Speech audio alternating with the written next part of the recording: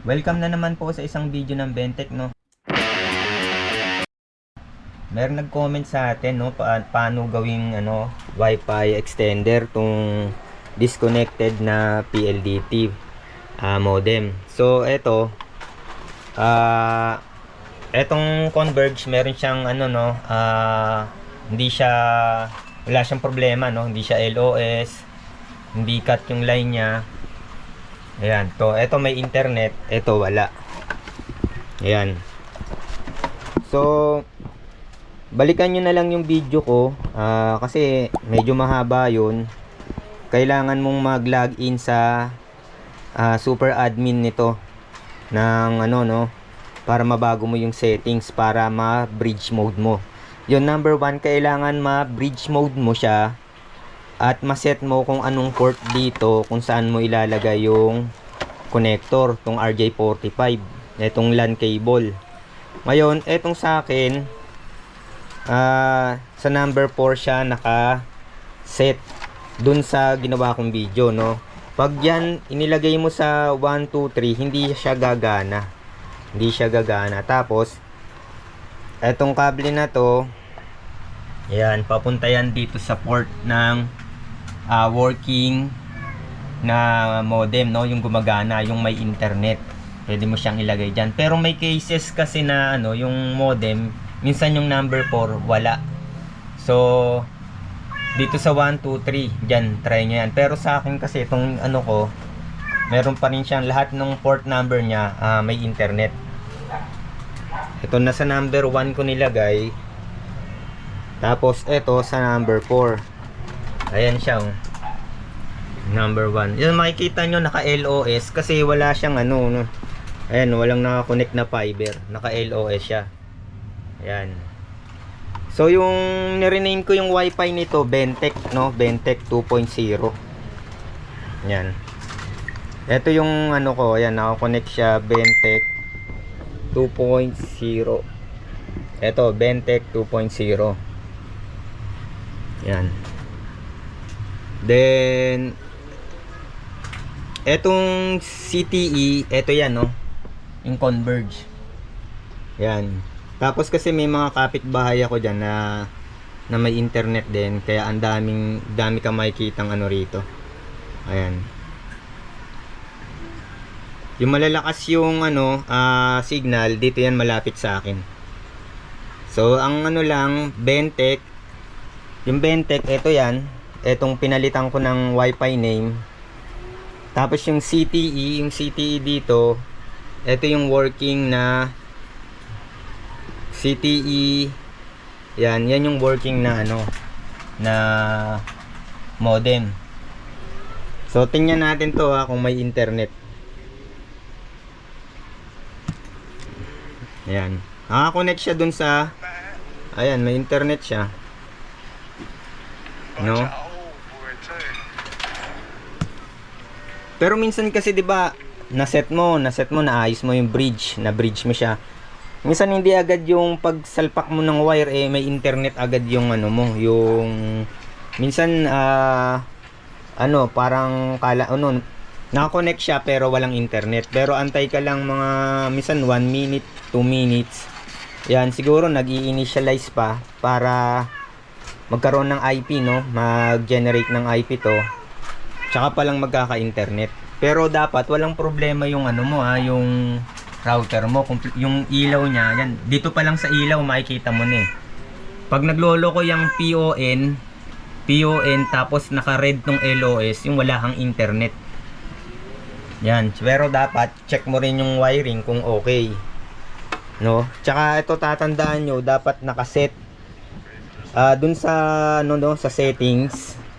Pag na-set mo siya, kailangan kung saan LAN port number doon mo isasaksak. Pag hindi mo dyan, halimbawa eto, ako sinet ko sa number 4, eto yung number 1, number 2, number 3, number 4. Pag ito nilipat ko dito, ayan, nilipat ko yan dito, ayan, nasa Bentech yan, nakakonect yan sa Bentech, nakakonect sa Bentech. Ito yung pangalan niya, no, nirename ko kasi Bentech. Ngayon, check natin, no, kung may internet. So nawala na ng internet. Kasi nilipat ko dun sa number 1. Ayan, wala na siyang internet. Kasi nakaset ito sa number 4. Ayan, ilibalik natin sa number 4.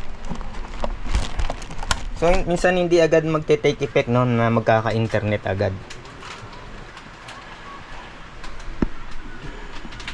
Ayan. I-check natin, no. Ayan, nawala. Kasi hindi agad yung pag tinanggal natin dito kanina. Ayan. O, nawala. Ayan, nagkaroon na, no. Ganun lang. Minsan hindi agad yung parang flash yan, may internet agad. Ayan. So, nakikita nyo to, active no, nagbi-blink. Kasi meron siyang internet. Ayan. Nakita nyo na. So, yan o. Alisin ko uli, ha. Alisin ko uli. Mawawala ng ano yan. Internet. Yan, inalis ko, ha. Ayan. Nag-buffering pa yan, kaya gumagana pa. Ayan, tingnan nyo yung connection niya doon. Ayan. Ayan. Nag-buffering pa siya niyan. O, nawala na. Wala na siyang internet. Tapos pwede mo siyang ibalik. So, ang purpose lang naman nito, yung mga hindi naaabot ng signal nitong main router mo. Halimbawa, ang kwarto mo, malaki. May 3 kayong kwarto. Bali, ilalagay mo siya sa bandang dulo para may signal ka pa rin ng wifi. Yun lang naman yung purpose nito, para hindi ka na bumili ng aftermarket na router. No? Medyo makakatipid ka na rin. Yan, kaysa itapon mo. O ayan, pwede mong yung iba may bumibili nito yung mga disconnected na router. So, hindi agad binalik ko na doon. So ito pwede ring lagyan ng computer, no. Hindi agad siya nagte-take effect.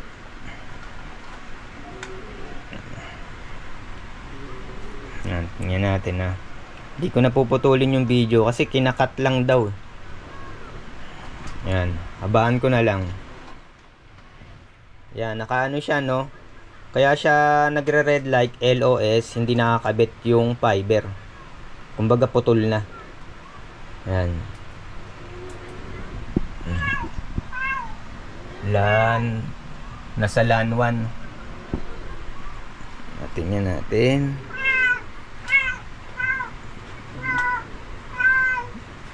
Dalawang beses ko na tinanggal, no. Ayan, baka kailangang i-reboot uli yung router, ganyan.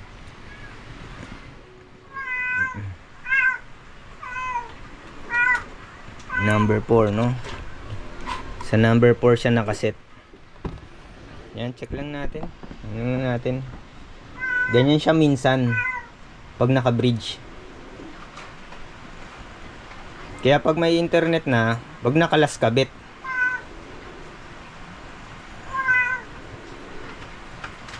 Wala pa, no. Yan, wala pa. Hindi natin putulin, no. Kahit humaba yung video.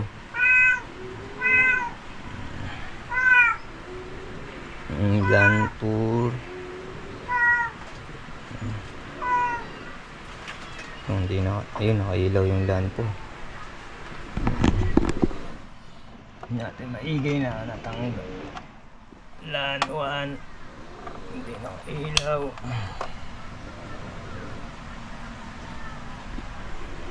Natin, baka hindi na anuhan ng IP, no.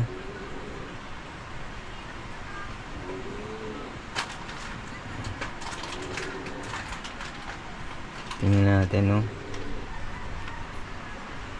Kaya nagkaroon ng no data, no connection, no data connection.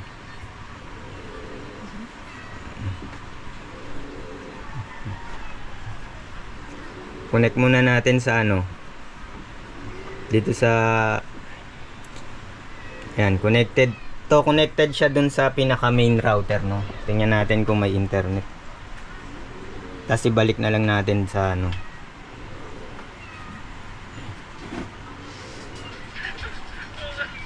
So meron dun sa ano, main router. Dito sa Bentech 2.0, lipat natin ulit. Yan lang minsan yung nagiging problema, no. Pag naka-bridge.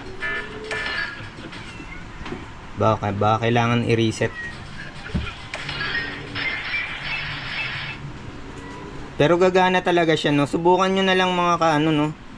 Subukan ninyo para mas maano nyo.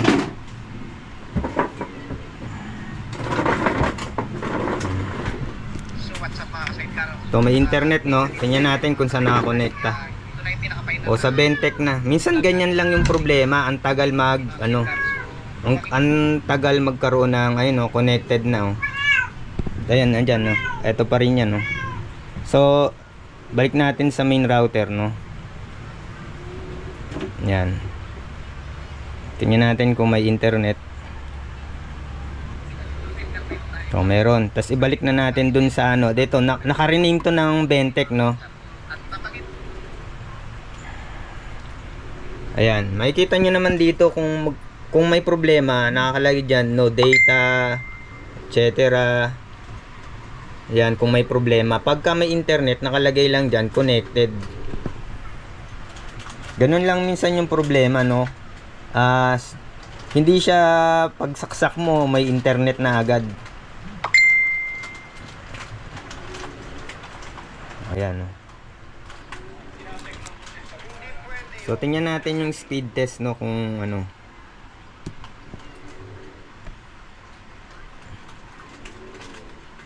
So sa pass.com na lang tayo, no. Pass.com. Pass.com. Tingnan natin yung speed na ano, no. So yan lang yung naibibigay niya, no, nitong router. Yan, 84 Mbps. 84 Mbps. Naka-connect siya dun sa Bentech. Sa main router, try natin i-ano. Try natin dito sa Converge na router. Yan, connecting. Yan.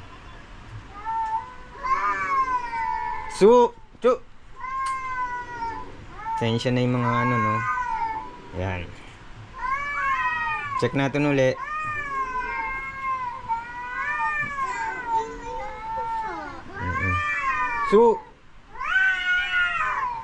To mas mataas yung mas mataas syempre yung sa main router, no. Ayan. Yung reading niya ay 310 Mbps. Ito yon yung Converge. Ayan, no. Wala akong inaanong wire. Yung wiring niya, ano. Titingnan niyo yung likod. Yan lang yung wiring niya. So itong PLDT naka-rename ng Bentech. Ng Bentech. Tapos yung ano, hindi ko siya binago. Yung pa rin. So yan. So yun lang, oh. Yun lang mga ano, no. Kung ibabalik ko na naman yan, magiging 45 Mbps lang. Yun lang yung ano. Pero makakapanood ka na naman yan, eh.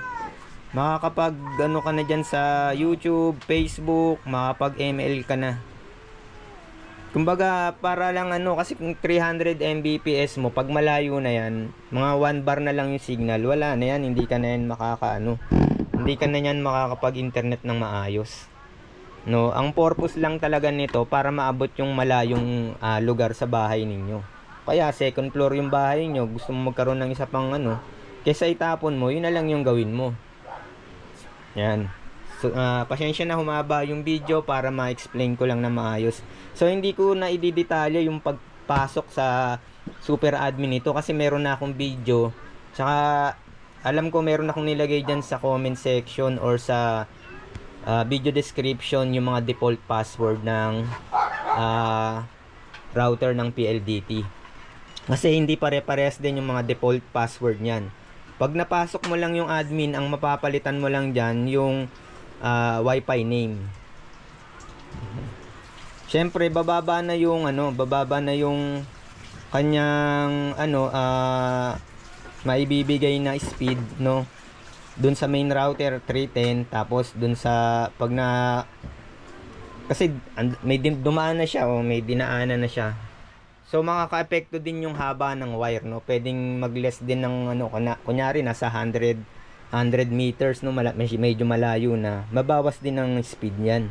Pero kung mga nasa 30, 40 pa yan, makakapag YouTube ka pa dyan na maayos. So, ilipat ko sa Bentech. Yan, lipat ko sa Bentech 2.0. Basta wala kang nakitang dyan, yan, connected, may internet yan.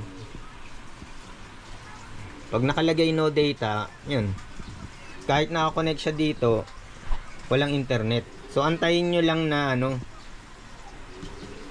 kasi bibigyan ka ng magde-designate ng IP address yung main router dito. Kung maraming nakakonect dito sa main router mo, may laptop, may computer, tapos ilang devices, no? Yan, medyo medyo magko-compromise din ng yung speed. Yan, 51 lang. 51. Pagdating dito, 51, nabawasan na. Ayan. Ayan na. Ayan. Kung makikita mo, active na active yung ilaw. Port number 4. Tapos, yung port number 1. Ayan. Walang yan ha. Active na active yung mga LAN port. Umiilaw siya. Ayan. Ibig sabihin yan, ginagamit yung data. Ayan. Yung red light, LOS. Ayan po, ito yung yung summary. Dapat mapasok mo yung super admin nito. Meron yan default password, default username and password. Then pag napasok mo na, kailangan ma-bridge mode mo. Then iset mo yung LAN port number kung saan mo ilalagay, no? Yun yung magiging active connection. Tulad nito, yan, no? Sa case ko, number 4 yung nilagay ko, tapos ikakabit mo siya dun sa may internet na walang problema, yung may internet na router. Ngayon, eto, bali purpose na lang nito kung pahabain mo siya ng mga ilang metro, mga 20 meters, 30 meters, mapapalawak yung signal. Pero syempre, hindi ka na makakonect dito sa main router. Dito na, no? Kasi kahit 300 Mbps pa yan, tas ang layo-layo mo, baka yung transmission ng data, yun, mabagal na. Pero kahit 54 Mbps yung nabibigay at malapit ka lang sa kanya, mas mabilis pa rin yung internet. Makakapag YouTube ka na maayos diyan, makakapaglaro ka pa. Yun lang. So yun lang, yung naibigay niyang speed 54 Mbps, pero ang actual speed niya dito sa main router 300 Mbps. So yun lang po, maraming salamat.